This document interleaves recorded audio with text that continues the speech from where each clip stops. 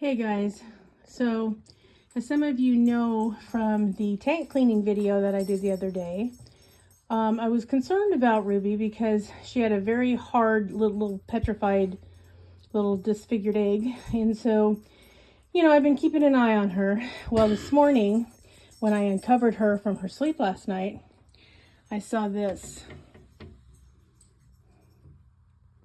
Yeah, needless to say, we had to make a beeline for the veterinarian. So, she's okay right now. Let me get this cleaned up and get her back in her house and we'll talk about it. Okay, see you in a bit. Okay guys, much better. So, her tank has been cleaned and sanitized. I'm putting the dig box back in for the remainder of the season, which should be pretty much just this month, but we'll see.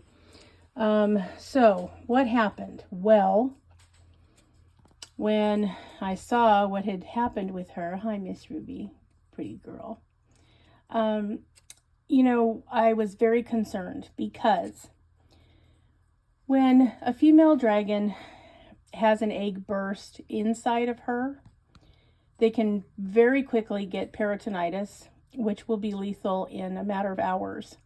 So it's kind of a thing where you don't have time to waste. Unfortunately, I also had to be at a doctor's appointment with my father, who has dementia. So needless to say, I could not be in two places at once. So I had to have a very good person drop Ruby off to me. Drop her off to the vet, and then I could pick her up. But I needed help getting her there as quickly as possible. So what I did is I took pictures of what really looked to me like yolk and sent them to the vet. And I said, hey, here's what I know about this girl. She had a petrified egg sometime in the last week that was hard as a rock. And now this is what we saw this morning. And I'm telling you guys, it's very important. Take pictures of everything with your dragons because, the vet can tell a lot just by the photo. Unfortunately, because I did the prior two videos on her clutches that she laid last fall, I was able to take still shots from the video.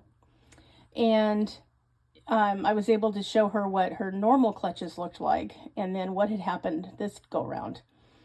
So a couple of questions. Number one, was there still residue inside her oviduct? Number two, did she still have eggs? Number three, if she did, was she bound or was she going to push them out? Now, to be fair, it's not that typical for a dragon that lays infertile eggs to get egg bound, mostly because they're considerably smaller than fertile eggs. And usually, as long as they're getting enough calcium and protein in their diet, then they can pass them, pretty normally. So, and she had already done that twice. And so I was not really sure what was happening with her. And so I had her taken in immediately, gave them all the information that I had on her, forwarded the photos that I had. And I said, basically help. I don't know what's going on with her. Please let me know. So the vet called shortly thereafter, said, I would like to take an x-ray, see what we're dealing with, whether we have fully formed eggs, whether we have follicles, whether we have residue, what it looks like in there. Okay. So part of the history that, of course, I gave her about Ruby was how little and tiny and malnourished she was when she got here. To be 2 years old and only 118 grams is very little. And so, her diet was not great. Again, she was, kept by a child, and I think he did the best he could. I just don't think there was any real education about the importance of their diet.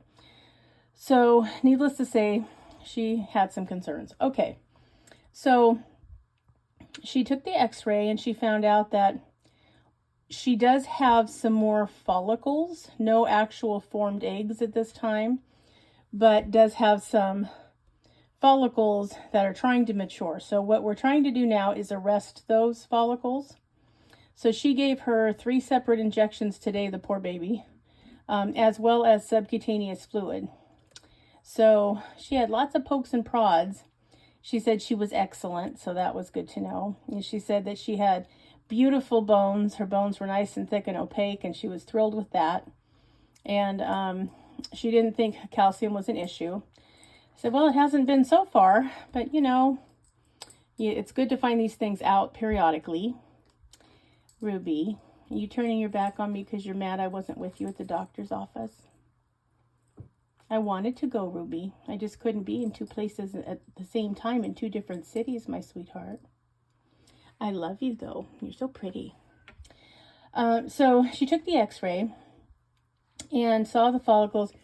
Did not have any residue anywhere, so that was wonderful. When she ejected it out, she got all of it, so that's good. And so she's going to be on 3 different medications for the next 2 to 4 weeks. In addition to, she wants me to go ahead and give her the liquid calcium daily, which is a lot of calcium. Usually it's a weekly thing unless they're gravid, and then it's twice a day. But she wants me to give it to her daily for the rest of this month till she's out of season.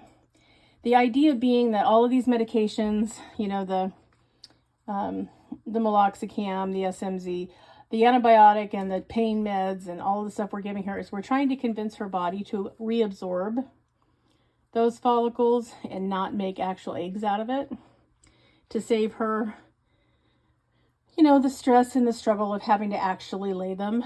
However, if that doesn't work, as long as she feels okay and she's eating greens and just kind of not, you know, not acting sick or feeling terrible, then we're going to fill up her dig box over here. My husband went to get some Eco Earth to fill in there. Then what we will do is keep an eye on her. I mean, if she has to lay them and they do form into eggs, she'll have a place to do it. So it's mostly up to her at this point, guys. We're going to give her, she has an injectable antibiotic. The other 2 medicines are oral. The liquid calcium, which I already have because I stock that, is also oral. So the vet was just so thrilled we got her in as early as we did, because these kind of things can be very tragic very quickly.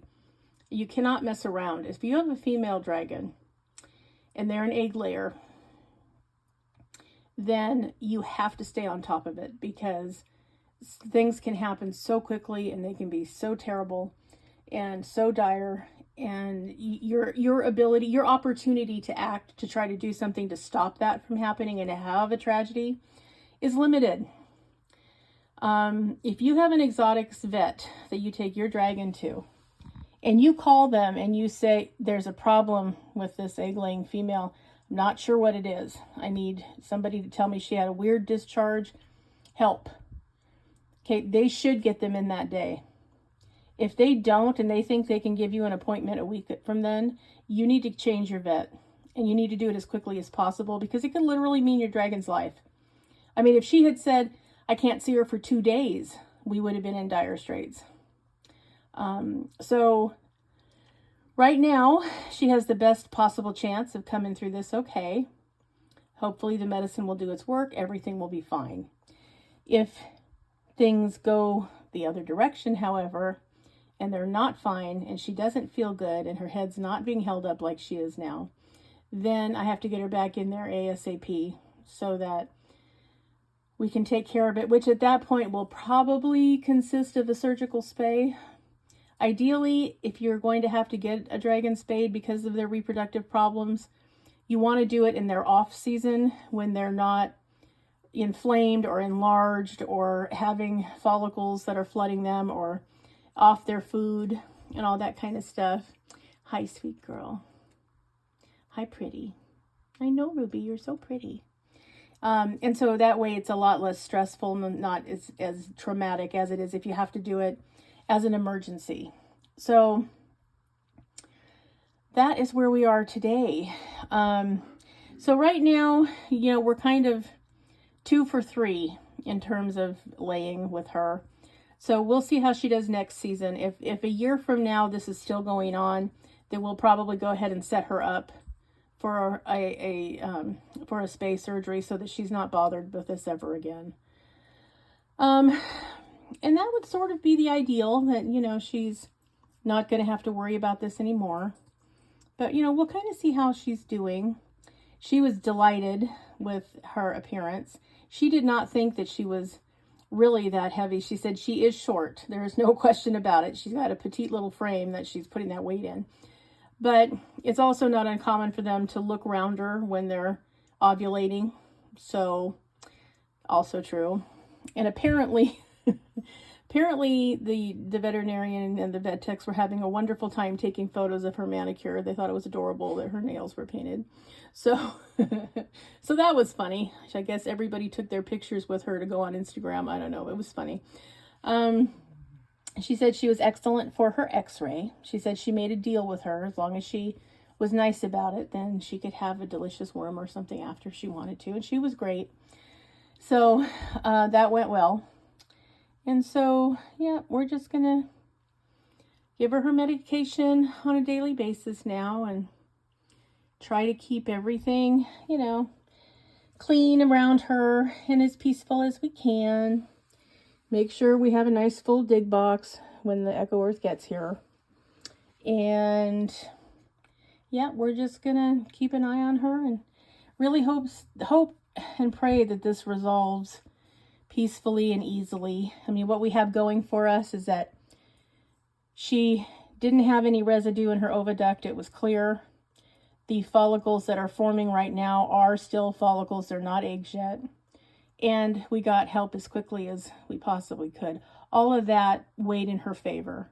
So we will see how it goes with this beautiful girl. Yeah, and we're going to be continuing with her daily bath so that, you know, the important thing is if she does stop eating, just being hydrated could save her. I mean, that's how important it is that these animals have enough hydration. So all of you that are only giving your dragon a bath once a week, stop it right now. You need to bump that up. 2 to 3 times a week is much better.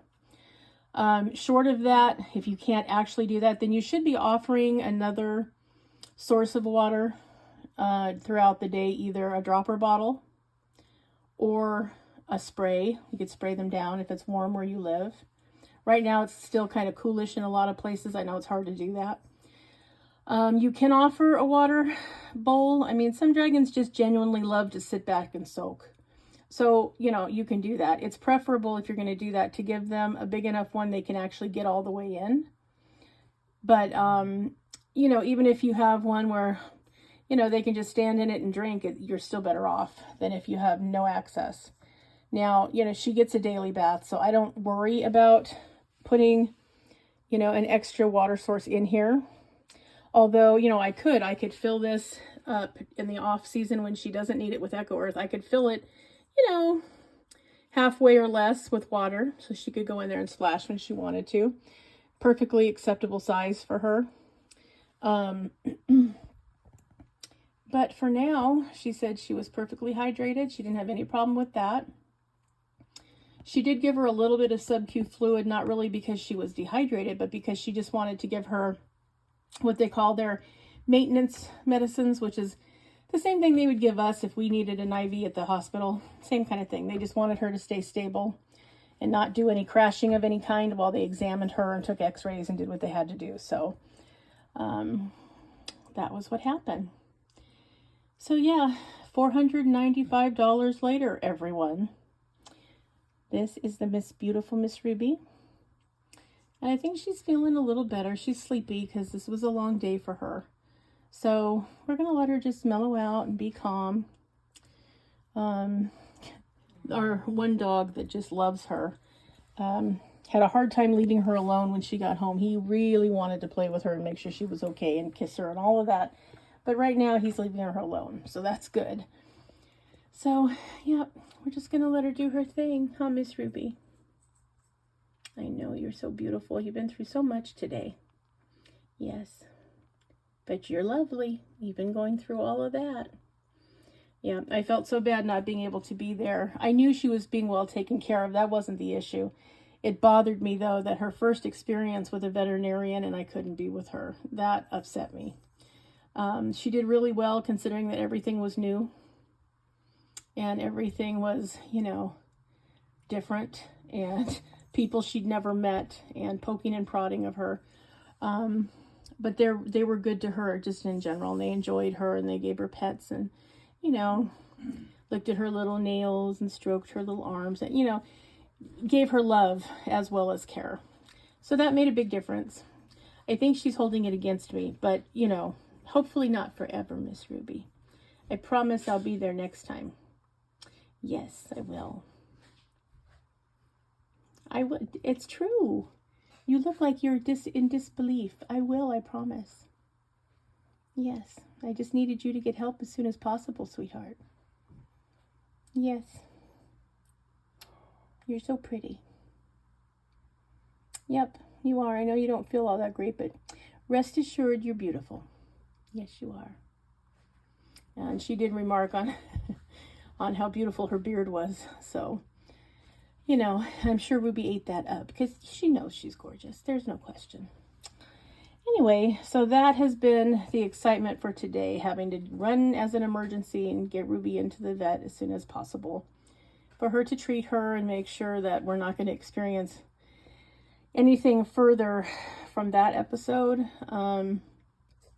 But yeah, it's a scary thing when they're more or less okay, and you put them to bed, and you get them up in the morning, and there's that huge pile of discharge. And people, believe me when I tell you, I went screaming to find somebody to take her to the vet because I had to get out of here and get into another town to go to the doctor with my dad. And I was so worried about her, and you know, it was a lot, guys. And after just having lost Chimera, I was in no condition to have to go through that again anytime soon. So, yep, here she is. Still hanging on, still with us, still beautiful. Yeah, still mad at me, but that's okay. So that's what's going on with Miss Ruby. For now, she's okay. They gave her all the medicine that she needs for today, so we don't have to start till tomorrow. So, and she was offered greens this morning. She wasn't that interested. Okay, she's still going to have some greens, and I'm going to offer her a couple of feeders, but if she doesn't take them, it's no big deal. And I'll probably try to get some hornworms in the next day or two just to, you know, maybe stimulate an appetite and give her a little extra moisture and a little extra meat. She doesn't have to chew that hard.